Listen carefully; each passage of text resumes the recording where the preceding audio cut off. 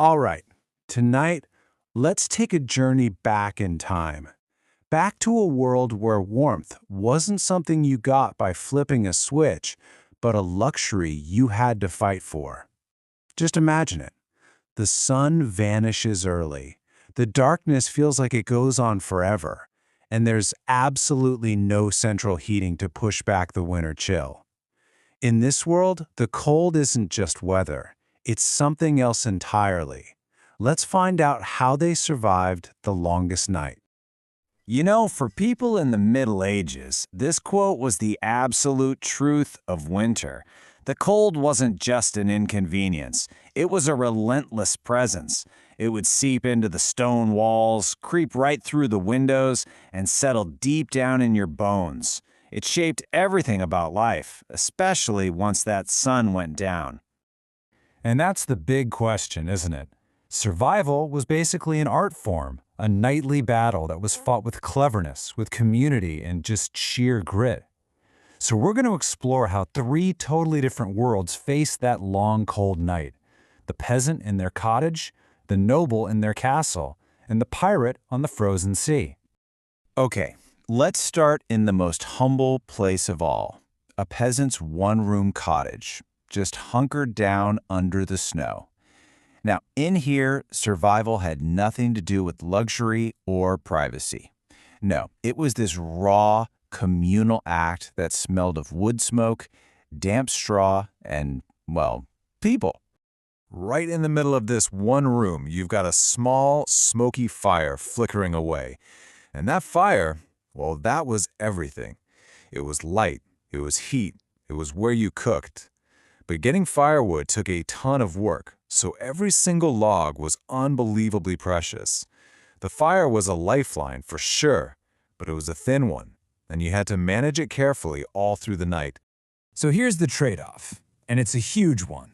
To stay alive, you gave up all privacy. I mean, entire families, sometimes 3 generations deep, would just pile into a single bed.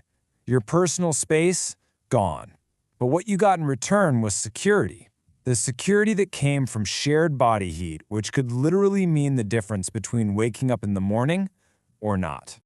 And the bed itself was, well, a masterpiece of making do. It was usually just a wooden platform to get you up off the frozen dirt floor.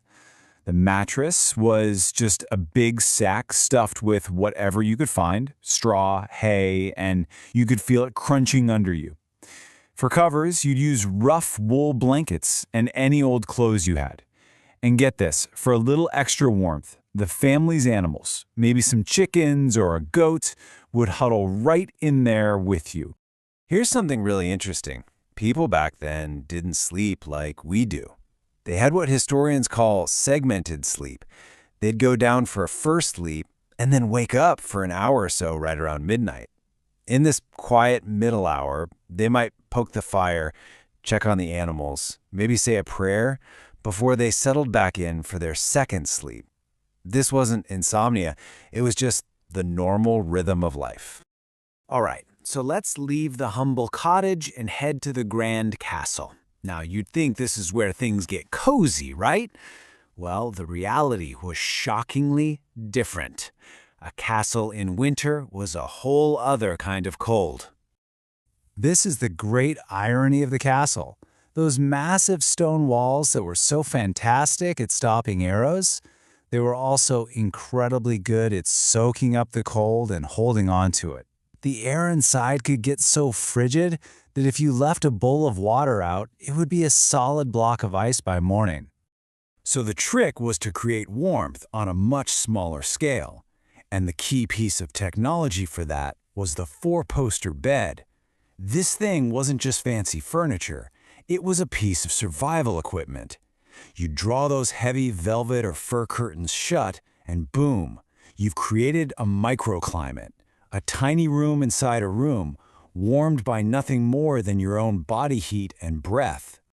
And that bed was like a fortress made of fabric.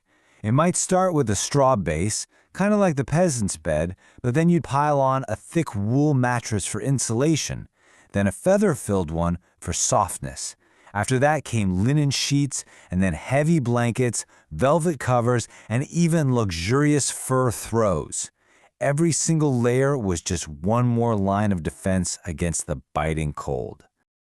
But even with all those layers, can you imagine how icy those sheets would feel? The solution was the warming pan. A servant would fill this long-handled brass pan with hot embers from the fireplace, slide it carefully between the sheets, and just swoosh it around to knock the edge off that brutal chill. It created this fleeting, but oh so precious, pocket of warmth right before you got in. And for one last pretty clever touch of warmth, nobles, especially women, would often sleep with small lapdogs at their feet. This wasn't just for company. The dog's body acted as a steady, living source of heat that could last all through the coldest part of the night. A living hot water bottle. Okay, so we've left the deceptive chill of the castle. Now let's journey to our last and by far most brutal environment, a pirate ship stuck in the freezing gales of the North Atlantic. On a ship in winter, the cold was just absolute. There was nowhere to hide, no private rooms. The damp, salty air got into everything. The deck was slick with frost, the ropes were stiff with ice. Here, the cold wasn't a companion, it was a predator. To survive this, you had to get really resourceful. And, frankly, a bit desperate. Pirates would literally rub thick, stinky whale oil on their skin to create a primitive thermal layer. They drank hot, spiced rum or ale, they called them spiritus comforters, to warm up from the inside. They huddled together, just like the peasants, for body heat. And most importantly, they guarded a single glowing ember in a bowl filled with sand, the heart of the ship. It was their tiny, precious promise of fire. So we've seen three completely different worlds: the cottage, the castle, the ship, each one facing the exact same enemy. But they all had one thing in common: that universal, desperate hope for the morning to come. It didn't matter who you were or where you slept. When you finally woke up to that gray dawn, seeing your own breath hanging in the air, your first instinct was always the same. You looked to the fire. The fight for another day started right there. And this quote just captures that feeling perfectly. Gently blowing on those last few embers, adding tiny bits of kindling, and then watching a new flame flicker back to life, that wasn't just a chore. It was a victory. It was the moment you knew, with profound relief, that you had survived another night. The cold didn't win. You know, today with our thermostats and electric blankets, we hardly ever think of the cold as a real threat. We've conquered it. But in doing so, I wonder if we've forgotten what it actually means to value warmth, that feeling of relief, of safety, of a small miracle that you earned every single morning.